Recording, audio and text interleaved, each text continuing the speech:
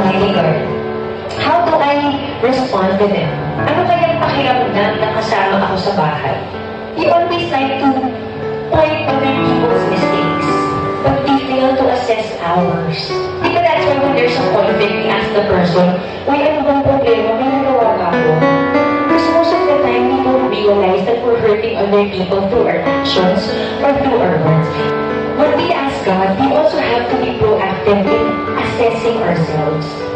Na-check natin yung heart natin. Kaya bakit ba ako nagagalit? Ano ba?